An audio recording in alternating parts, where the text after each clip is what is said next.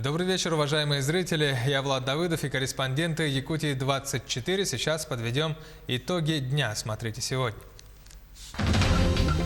Пленарное заседание Илтумен. Какие вопросы рассмотрели и обсудили народные депутаты республики? Качество питьевой воды, ветхий дом культуры, нужда в соцподдержке. Жители села Нюя Ленского района жалуются на ряд проблем. Добрый февраль. Жители Мирного организовали благотворительную акцию для помощи ребенку с диагнозом рак мозга. Сколько неравнодушных людей удалось привлечь? Я горжусь. Под таким названием в Москве запустили общенациональную акцию «Конкурс народных видеороликов». Какие работы могут там участвовать? Прямое включение из столицы страны. Хаски-терапия. В Нерюнгри действует необычный проект для детей в реабилитационном центре. Об этом и других новостях Южной Якутии в обзоре в конце выпуска.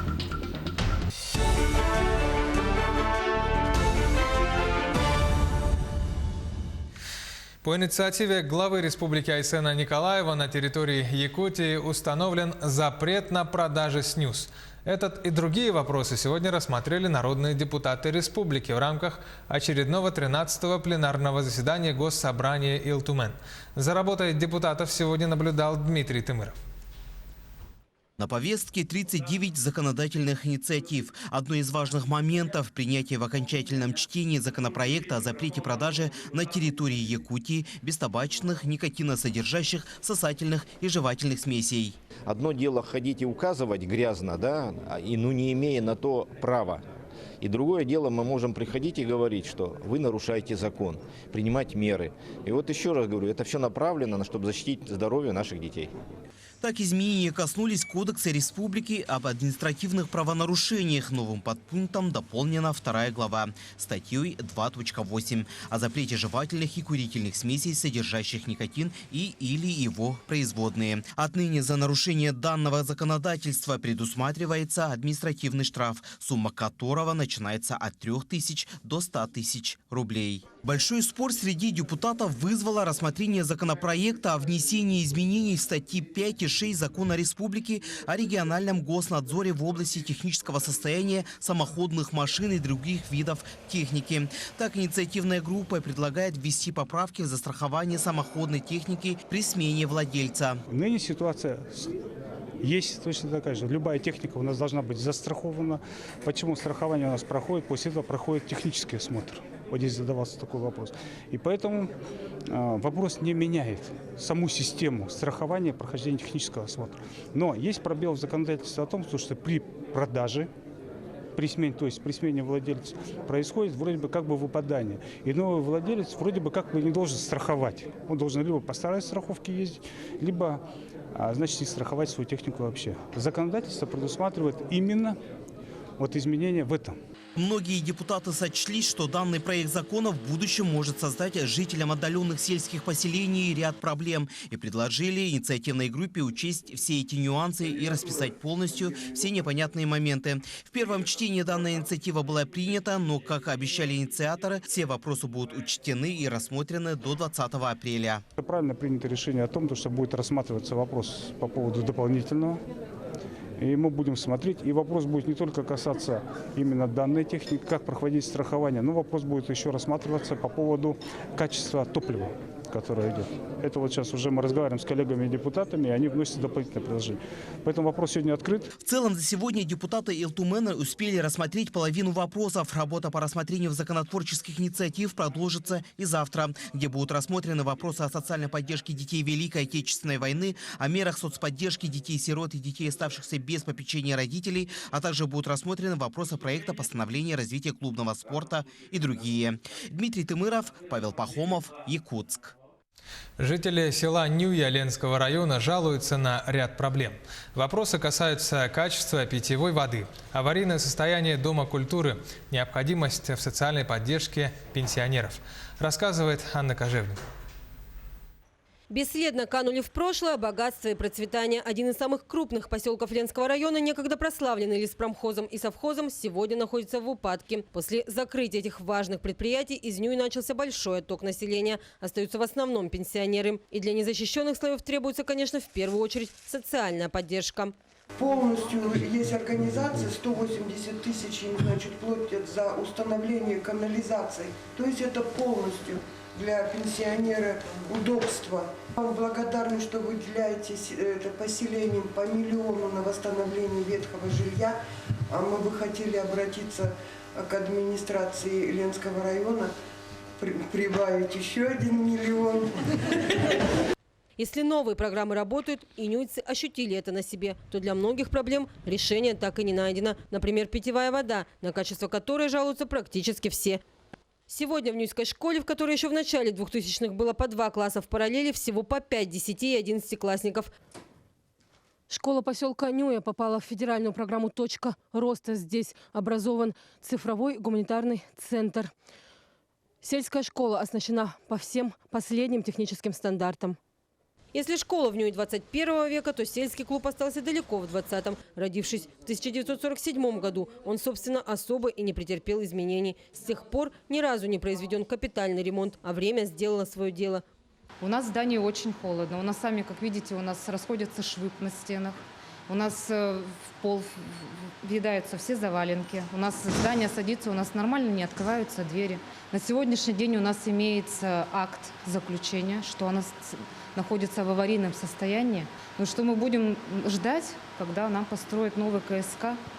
Но самый главный ресурс в любом населенном пункте, будь то город или село, это люди. Выпускники вузов сюда не едут. Ничего удивительного, если даже сами нюйцы после окончания университетов не возвращаются. Хотя для них, молодых специалистов, здесь построен первый в сельской местности в Ленском районе благоустроенный дом. И он ждет новоселов. Анна Кожевникова, Виталий Андреев, Ленск. STEM-технологии в работе с дошколятами внедряют в практику педагоги детского сада «Василек» в Алдане. Это единственный садик в районе, реализующий образовательную программу «Мир открытий». Программа предусматривает использование новейшего оборудования и нанотехнологий. В чем суть этой методики, узнал наш корреспондент Татьяна Вахнина. В актовом зале кипят нешуточные страсти. Ребята ловят мяч. Остроту реакции, силу и ловкость фиксирует бесконтактный контроллер. В трехмерное поле мальчишки переместились мгновенно, а состязание идет в режиме реального времени.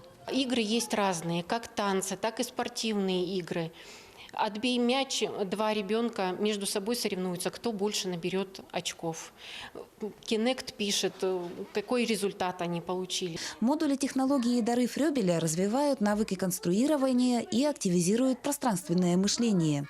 А в старшей группе развернулась самая настоящая лаборатория. Опытным путем ребята познают природу звука и света, знакомятся с температурой, электричеством и магнитным полем.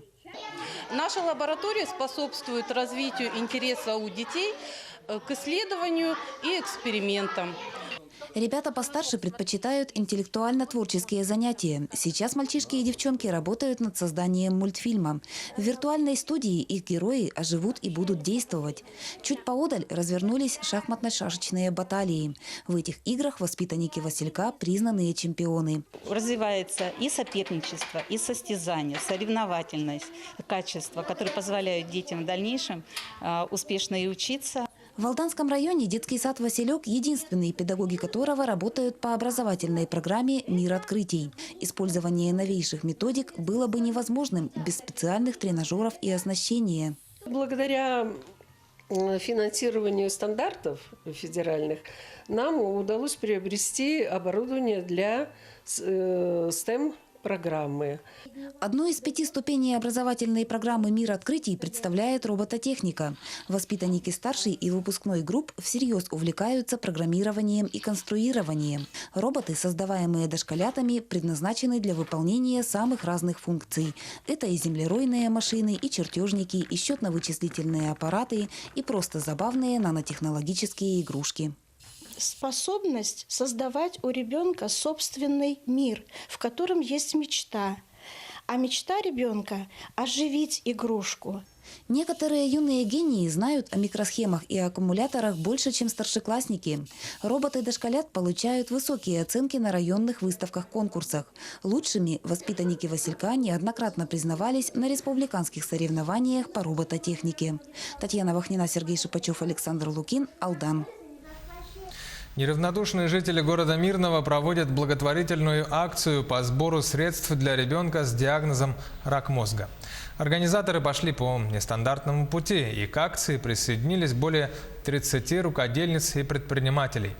Чтобы привлечь как можно больше людей, мы, телеканал «Якутия-24», в рамках акции «Добрый февраль» решили поддержать нуждающуюся семью. Марферина Алексеева расскажет подробнее. Атабеку Дуйшанкулову 4 года. Когда-то веселый, резвый, улыбчивый мальчишка. После Нового года жизнь Атабека изменилась. В конце января 2020 года появилась шаткая походка и косоглазие. Выявили злокачественное новообразование ствола головного мозга – астроцитома. Диагноз подтвердился. Около 300 тысяч рублей были собраны экстренно, путем займов. На данный момент семья находится на лечении в Москве. Мы прилетели в Москву, в Центр нейрохирургии имени академика Бурденко. Нейрохирурги, обследовав ребенка, сказали, что опухоль неоперабельная и что нам нужна лучевая терапия. Весть о внезапной болезни спровоцировала неравнодушных горожан организовать акции. Стать спонсорами розыгрыша откликнулось около 20 предпринимателей и рукодельниц. Люди, участвующие в акции, жертвуют 160 рублей и при этом получают возможность получить подарок от спонсоров стоимостью от 2000 рублей. Ты знаешь, мы вот там можем, я могу сейчас за ночь что-нибудь связать, давай предложим, пожалуйста, давай вот я могу что-то там смастерить, а я вот могу то-то, то-то сделать, а я вот ногти пилю, а давай вот... И волна просто подхватилась и это воодушевляет и заставляет двигаться. Когда это касается вообще болезни, да, касается детей, и у чужих детей не бывает. И всегда, когда в таких ситуациях семья оказывается, что это, наверное, в первую очередь это шок, а потом это же нужно действовать. Финансовая поддержка, это важно, но не только. Важна информационная поддержка, те же самые репосты, обсуждения, сарафанное радио. Откликнулись и салоны ухаживающих процедур. Они также организовали акцию. Теперь все услуги предоставляются с 50% скидкой, а вырученные деньги отправят на лечение Атабека. И с каждым днем, считая с воскресенья, вот с понедельника, вторник, среда, у нас увеличились спонсоры, увеличилась сумма сбора. Сейчас сумма у нас составляет 30 150 рублей. Неважно, какой ребенок, какой национальности, чужой он. Я мама, я понимаю, что такое ребенок маленький. Лечение мальчика продлится 45 дней. Затем врачи могут оценить результат лучевой терапии. Благотворительный розыгрыш и акция продлятся до конца этой недели. Принять в них участие вы сможете, ознакомившись с условиями на инстаграм-аккаунтах, которых вы видите сейчас на экране. Марферина Алексеева, Артем Алексеев, Мирный. Сейчас короткая пауза, буквально полминуты. Оставайтесь с нами, смотрите в программе «Итоги дня». «Я горжусь». Под таким названием в Москве запустили общенациональную акцию «Конкурс народных видеороликов». Какие работы могут там участвовать? Прямое включение из столицы страны. Хаски-терапия. В Нерингре действует необычный проект для детей в реабилитационном центре. Об этом и других новостях и событиях Южной Якутии в обзоре в конце выпуска. Это «Якутия-24», программа «Итоги дня».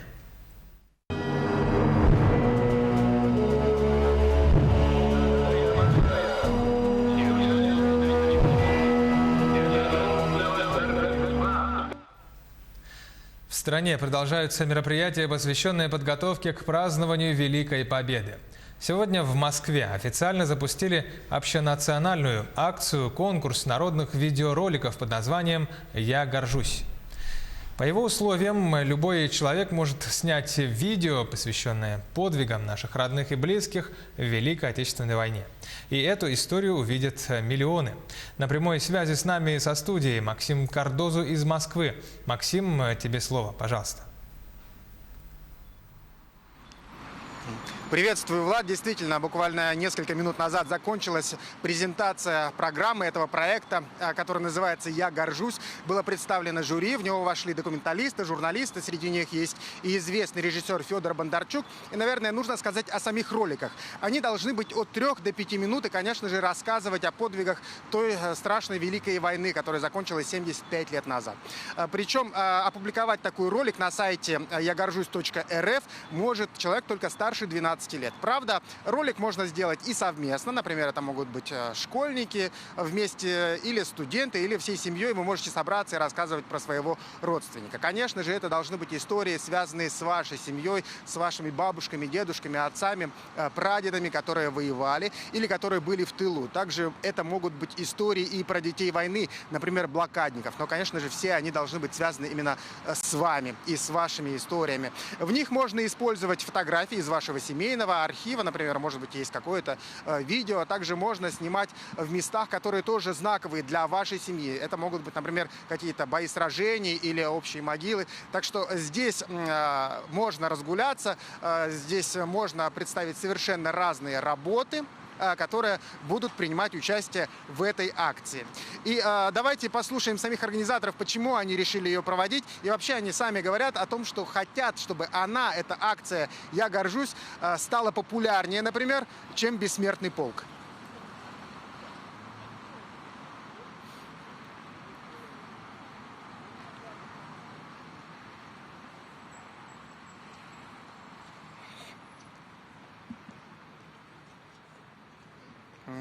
И смотрите, друзья, что я еще хотел сказать, что это все-таки не только акция, это еще и конкурс, да, и здесь есть ряд серьезных ограничений, которые нужно озвучить, все они связаны с авторским правом, потому что нельзя использовать, например, в этом ролике фрагменты из художественных фильмов, также нельзя использовать хронику военную, если права на нее кому-то принадлежат. То же самое и с музыкой, нельзя ее использовать, если права этой музыки кому-то принадлежат, и здесь нужно быть внимательными очень, да, для того, чтобы не попасться и не нарушить эти правила, потому что если вы их нарушите, ваш ролик будет аннулирован, и вы не сможете принимать участие не только в конкурсе, но и в акции. Вообще, это все, конечно, звучит немножко сложновато. Я хочу вас успокоить, не все так сложно и не все так страшно.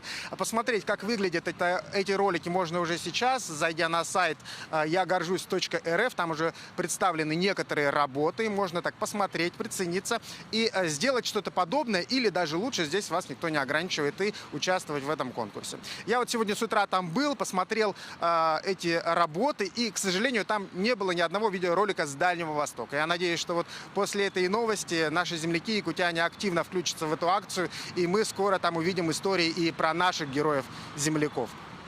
Влад?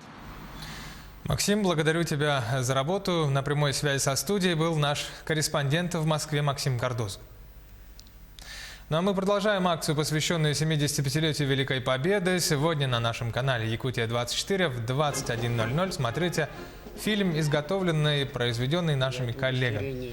Напоминаем, в кадрах хроники будут показаны герои тех лет, ветераны, о которых по сей день мало что известно. Поэтому, если вы увидите там знакомые лица, просим вас обратиться к нам в редакцию и рассказать об этом событии, либо об этих людях. Нам важна любая информация. Телефон горячей линии редакции 420888. Итак, акция «Мы помним» сегодня в 21:00 на нашем канале. К другим новостям. Отчетно-выборочная конференция Якутского отделения Всероссийского общества охраны памятников истории и культуры состоялась в столице республики. Отделение в Якутске работает с 2015 года. На сегодня по Якутии трудятся 40 общественных инспекторов и 11 сотрудников департамента. Одним из значимых объектов, которые удалось сохранить, председатель организации называет дома Валериана Васильева и Павла Юшманова. Сейчас активисты работают над сохранением исторического наследия в столичном районе Залок. Вот мы разработали концепцию «Якутск деревянный Залок». На основе этой концепции был проведен уже всероссийский конкурс среди архитекторов. И сегодня мы уже имеем архитектурную концепцию и начинаем ее реализовывать. Сегодня уже на первые 2 дома поданы заявки на конституционное соглашение. Это значит, эти дома, на которые нашелся уже инвестор, найти инвестора еще надо, нашелся инвестор, и они будут отреставрированы и восстановлены. Невероятно красивая и талантливая. Так говорили о советской актрисе с якутскими корнями Кюнне Игнатовой. В этом году ей бы исполнилось 86 лет. Сегодня в Национальной библиотеке республики прошла встреча, на которой собрались ее родственники по отцовской линии. Они по скайпу связались с единственным сыном известной советской актрисы Петром Соколовым. Сюжет нашего корреспондента Анастасии Кобызевой. Ее называли первой красавицей Советского Союза. Своей яркой внешностью Кюнна Игнатова была обязана тем, что в ней смешались несколько кровей. Папа известной актрисы Николай Алексеев был якутом, известный этнограф. Имя Кюнны Игнатовой прогремело на весь Советский Союз в 1955 году, когда выпускница Щукинского училища сыграла роль молодой талантливой девушки Ляны в одноименном фильме. Ее полюбили миллионы. Говорят, что именно Леонид Гайдай утвердил на эту роль Кюнну Игнатову. Тогда он еще не был великим кинорежиссером, а лишь практикантом. И только в сражениях носил на груди шарф. Который она ему подарила. Да. Вот какая бывает любовь. Затем Игнатова снялась в фильме «Долгий путь». Кстати, это первая самостоятельная картина Леонида Гайдая. На этот раз Кюнна Игнатова сыграла политическую ссыльную Раю Федосееву. Так актрису стали называть первой женщиной режиссера Гайдая. В 50-х и 60-х годах на пике своей популярности актриса снялась в 8 фильмах. Она никогда не забывала про свои якутские корни и всегда мечтала побывать на родине. Это произошло в 1970 году. Я давно мечтала приехать на свою родину. И вот мое желание осуществилось. Я в Якутии. Искренне тронута теплой встречей, доброжелательностью моих земляков. Земляки ее любят до сих пор и часто пересматривают фильмы с ее участием. Но больше всего актрису ценят ее родственники по отцу. И уже после смерти Кюнны Игнатовой большая семья воссоединилась. На встрече, посвященной памяти талантливой актрисы, наконец познакомились ее единственный сын, сводные брат и сестра по отцу. Разговор между Москвой и Якутском длился около часа. Я просто приношу свои приветствия и поклоны. И думаю, что моя мама, она где-то незримо с нами присутствует рядом и очень радуется вашему присутствию. Как оказалось, сводный брат Кюнны Игнатовой Валерий Алексеев узнал о своей сестре лишь в 1955 году, когда на экраны вышел фильм «Ляна». У нас в доме они не говорили, видно, из-за матери, потому что там была своя, значит, она ревновала его в прошлой жизни. Ну, это женская ревность, так сказать, видно. Конечно, я гордился и говорил своим сокурсникам, что это моя сестра, родная сестра, такая вот талантливая, красивая артистка. Талантливой актрисой не стало в 1988 году. Кюнне Игнатовой было всего 52 года. В переводе с якутского ее имя значит «солнечная». Именно такой она была и в жизни, и на экране. Анастасия Кобызева, Георгий Григорьев, Якутск. Спартакиаду по зимним видам спорта открыли в Якутске, а соревнования сами пройдут уже в 3 городах Якутии. Это Алдан, Нерюнгри и Якутск. Продлятся они до 12 апреля. Участники из 23 районов поборются за награды в 7 видах спорта. Это шорт-трек, хоккей, сноуборд, северное многоборье, биатлон, лыжные гонки, горные лыжи и спортивное ориентирование. Первые состязания в дисциплине шорт-трек пройдут уже завтра. Мы принимаем не первый раз участие, да, но в этом году наш Алданский район постарался полную сделать команду, полную, да, там, допустим, экипировка, все купили, все сделали, и мы попытаемся выступить достойно на этой спартакиаде, на настоящих шорт-трековских коньках, будем так говорить. Подготовили 6 человек у нас, 2 юноши, юниорка, девушка, женщина и 2 мужчины будут бегать, 2 юниора. На этом наш выпуск завершен. Далее смотрите обзор новостей и событий Нерюнгринского района. Слово коллегам.